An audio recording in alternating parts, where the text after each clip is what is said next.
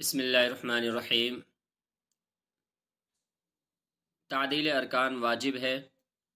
تعدیل ارکان کا مطلب یہ ہے کہ نماز کی ادائیگی کے دوران ہر رکن ادا کرتے وقت اس طرح اطمینان حاصل ہو جائے کہ ہر عضو اپنی جگہ ٹھہر جائے۔ اس کی کم سے کم مقدار ایک تسبیح کی ہے۔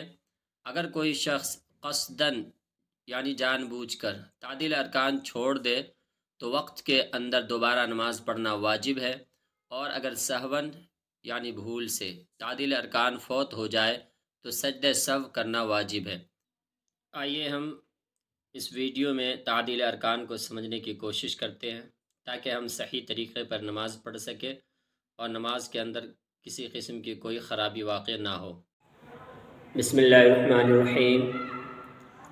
آج ہم تعدیل ارکان کا بیان پڑھیں گے۔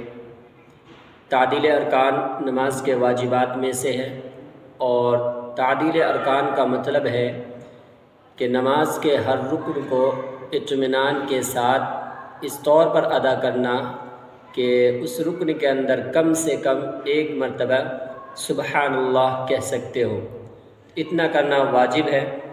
آئیے ہم بورڈ کی مدد سے اس کو سمجھنے کی کوشش کرتے ہیں۔ مثال کے طور پر یہاں کچھ فرائض لکھے گئے ہیں اور کچھ واجبات۔ تکبیر تحریمہ اور قیام۔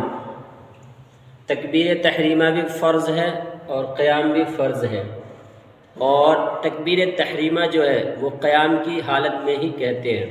جب وہ اللہ اکبر کہہ کر نماز شروع کرتا ہے تو یہ اللہ اکبر کہنا جو ہے تکبیر ہے، اور یہ تکبیر تحریمہ فرض ہے۔ تو قیام میں تو وہ مقدار جو ہے تعدیل ارکان کی وہ پوری ہو رہی ہے، کیونکہ جتنی دیر میں آدمی سبحان اللہ کہتا ہے اتنی دیر میں ہی اللہ اکبر کہتا ہے، تو اتنی دیر تو کم از کم ہر کسی کو ٹھہرنا ہی ہوتا ہے۔ اور دوسرا یہ بھی کہ قیام کی حالت میں قرات کرنا ہے، سورہ فاتحہ پڑھیں گے، سورت ملائیں گے، تو عام طور پر اس میں غلطیاں بہت کم ہوتی ہیں۔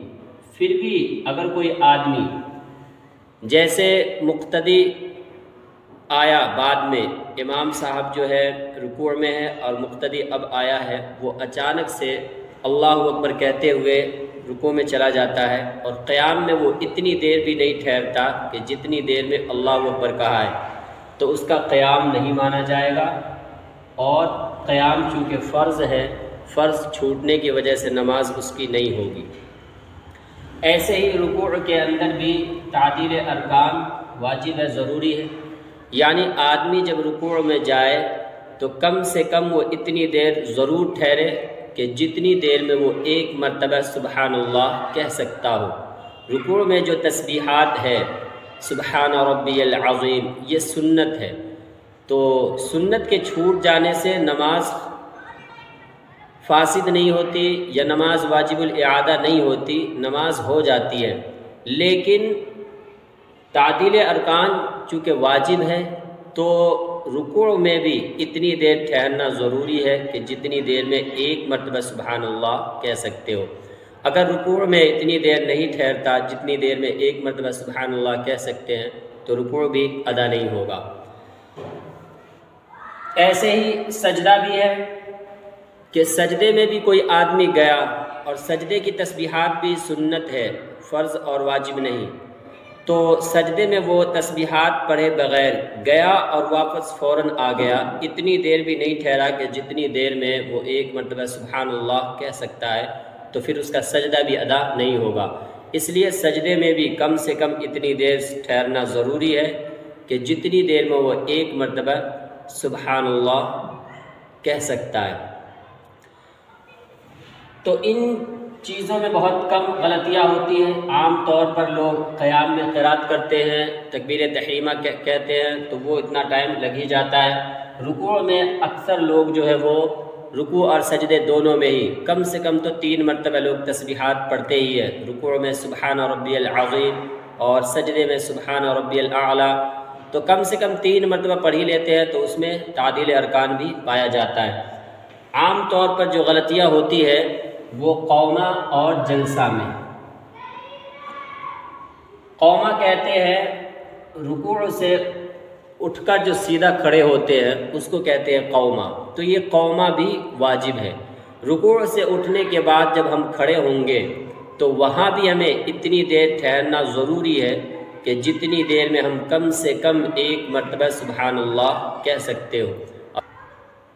ایسے ہی دوسرا لوگ جلسہ میں بھی غلطی کر جاتے ہیں عام طور پر، اور لوگوں کو احساس بھی نہیں ہوتا کہ اس نے ایسی غلطی کی ہے کہ جس سے نماز دہرانا ضروری ہے اور نماز واجب الاعادہ ہے، سجدہ سہو لازم آ جاتا ہے۔ 2 سجدوں کے درمیان جو بیٹھتے ہیں اس کو کہتے ہیں جلسہ۔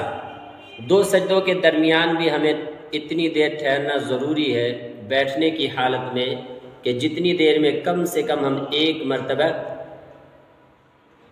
سبحان اللہ کہہ سکتے ہو۔ اگر ہم دونوں سجدوں کے درمیان اتنی دیر بیٹھتے نہیں ہیں تب بھی ہمارے اوپر سجدہ سہو لازم آ جائے گا، اور چونکہ اکثر لوگوں کو خیال ہی نہیں ہوتا، معلوم ہی نہیں ہے کہ وہ کوئی ایسی غلطی بھی کر رہے ہیں، اس لیے وہ سجدہ سہو بھی نہیں کرتے، اور جب وہ سجدہ سہو بھی نہیں کرتے نماز اس کی واجب الاعادہ رہ جاتی ہے، اور اسی طرح لوگ نماز پوری کر لیتے ہیں۔